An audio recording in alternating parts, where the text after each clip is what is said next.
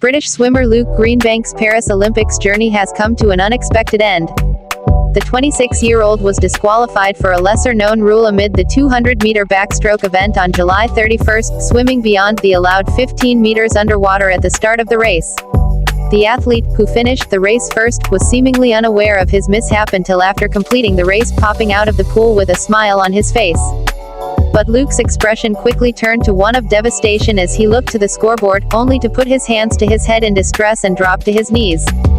After the news broke, Luke spoke to reporters about the upsetting disqualification. "I don't know what to say, absolutely gutted," he said. "It's really annoying. I feel like I'm on good form." Luke won the bronze medal in the 200-meter backstroke at the 2020 Tokyo Olympics. He was also a part of Team GB, which won the silver medal in the 4x100-meter medley. The British athlete is not the first swimmer to have their Olympic journey cut short. Brazilian swimmer Ana Carolina Vieira was sent home after being caught leaving the Olympic Village with another teammate, Gabriel Santos, after the opening ceremony on July 26. The Brazilian Olympic Committee (COB) punished the two athletes, but things took an even more serious turn for Ana thanks to her reaction to the committee. After being reprimanded, Ana reacted to the technical decision made by the committee in a disrespectful and aggressive manner, according to the COB's press release. Consequently, she was sent home. Gabriel Santos was punished with a warning and athlete Ana Carolina Vieira, with the penalty of dismissal from the delegation, the press release concluded. She will return to Brazil immediately. Paris Olympians are being forced to submit to plenty of unusual rules during this year's games. Read on for more. Keeping the fries to the side. No French fries at the Olympics in France.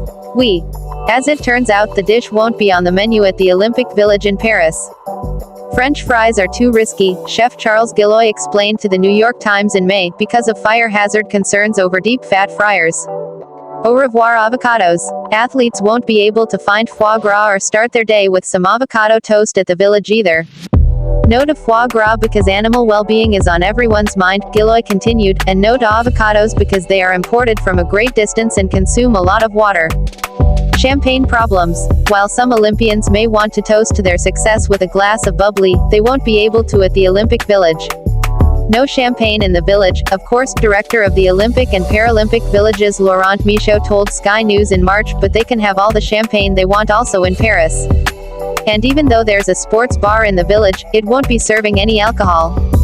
We wanted to create some places where the athletes will feel very enthusiastic and comfortable, so they can have some conversations, discussions and to share their core values about sports, Michaud shared with the outlet. So we have made a village club, also, with a lounge, with a sports bar, with Coca-Cola, no alcohol, of course, over there. But it's going to be a great place so they can actually share their moment in the environment here. Freezing out the AC. Talking about a lack of air conditioning during the Summer Games is one way athletes can break the ice. Olympic organizers have opted to forego AC in the Olympians' rooms and instead rely on another way to stay cool. We designed these buildings so that they would be comfortable places to live in the summer, in 2024 and later on, Jan Krasinski, SVP of SOLIDEO, the entity in charge of the major infrastructures for the Olympics, told Reuters in February, and we don't need air conditioning in these buildings because we oriented the facades so that they wouldn't get too much sun during the summer, and the facades, the insulation is really efficient. He added, we also are providing naturally cool water that we're getting from underground to cool the air of these apartments. So you will not need air conditioning in the summer here. Still, not all competitors were chill with this decision, and the United States Olympic Committee's CEO Sarah Hirshland previously confirmed Team USA will have air conditioning in their rooms. According to the Washington Post, Britain, Canada, and Italy's teams are among those bringing AC units as well. Intimacy ban no more. During the 2020 Tokyo Olympics, the playbook urged athletes to keep physical interactions with others to a minimum, amid the coronavirus pandemic.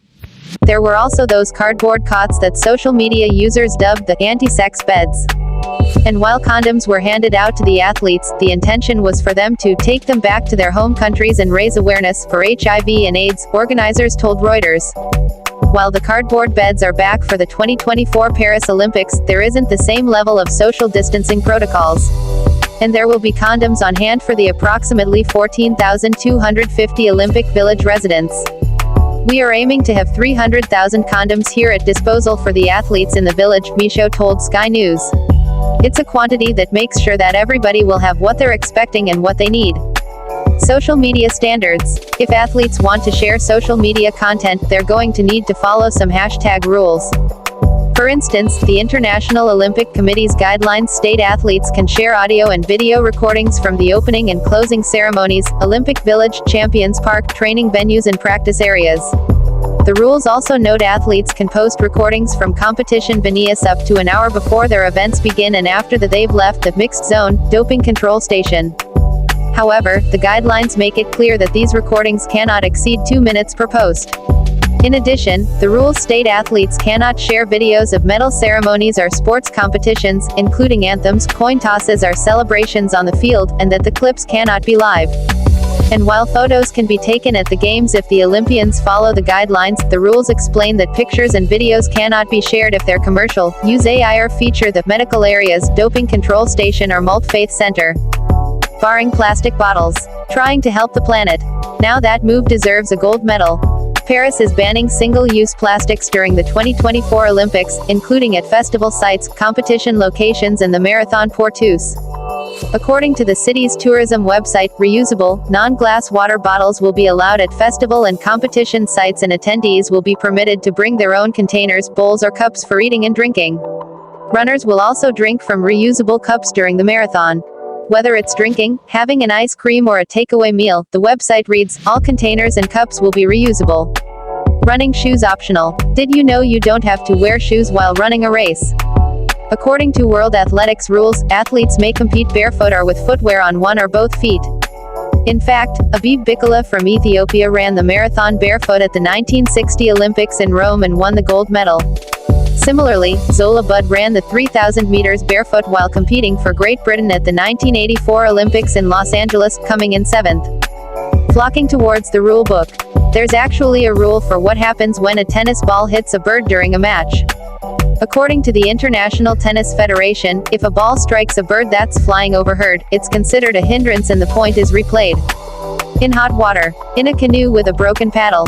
Let's just say you don't want to be in that boat.